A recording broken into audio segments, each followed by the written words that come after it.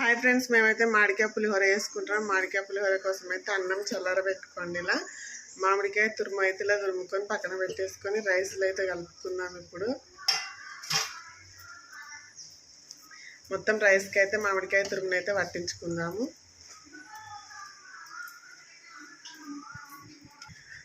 రైస్కి సరిపడే సాల్ట్ అయితే వేసుకుందాం. మొత్తం మామిడికాయ తురుము కలుపుకున్నాం కదా, ఇప్పుడు సాల్ట్ని అయితే వేసుకొని కూడా కలుపుకుందాము. మేము మామిడికాయ పులుపుని పట్టుకొని అడ్జస్ట్ చేసుకోండి.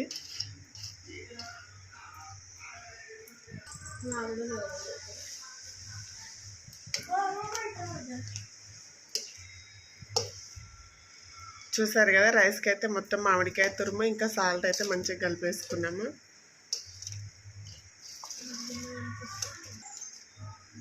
ఇప్పుడు దీనికైతే తాలింపు పెట్టేసుకుందాం. ఇప్పుడు మామిడికాయ పులిహోరలకి అయితే తాలింపు కోసం సరిపడా నూనె అయితే పోసుకుందాం. ఒక 3 స్పూన్ల నూనె అయితే పోసినాను.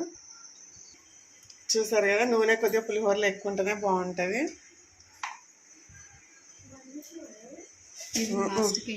నూనె హీట్ అయిందో లేదో చూసుకొని ఇప్పుడు కొద్దిగా ఆవాలు జీలకర్ర అయితే వేసుకుందాము. ఆవాలు జీలకర్ర అయితే మంచిగా వేగనిచ్చేద్దాం. శనగపప్పు వేసుకుందాము. అట్నే కొద్దిగా మినపప్పు వేసుకోండి. తాలింపులో చాలా బాగుంటుందండి, పులిహోరలో టేస్ట్ మారుతుంది. సో కొద్దిగా పల్లీలు వేసుకుందాము. వీటిని అయితే మంచిగా వేయించుకోండి.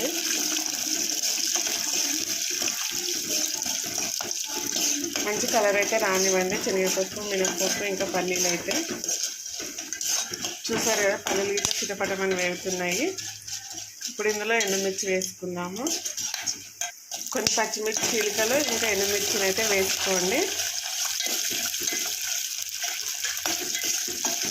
మిర్చి అనేది బ్లాక్ కలర్ వచ్చే వరకు అయితే వేయించుకోండి, తినేటప్పుడు బాగుంటుంది.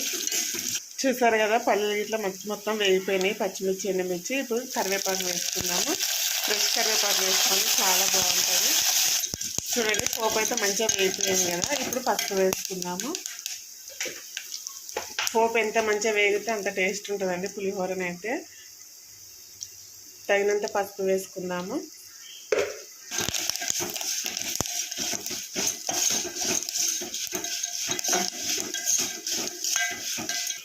పోపు అయితే వేగిపోయింది. ఇప్పుడు ఇది దింపుకొని రైస్లో కలుపుకుందాము. మీకు నచ్చితే ఇంగువ గిన్నెలో వేసుకోండి ఇదే టైంలో. చూడండి, అన్నాన్ని మరలా ఒకసారి కలుపుకొని ఇప్పుడు పోపుని అయితే ఇందులో వేసుకుందాము.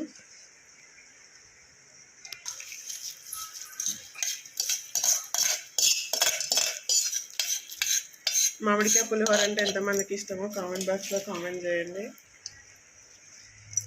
చూసారు కదా, తాలింపు మొత్తం ఇందులో వేసుకున్నాం కదా, అంతా రైస్కి పట్టేటట్టు అయితే మంచిగా కలుపుకోండి.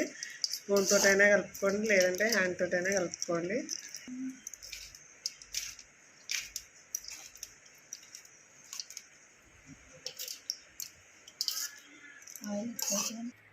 చూసారు కదా, మొత్తం అయితే మంచిగా కలుపుకున్నాము.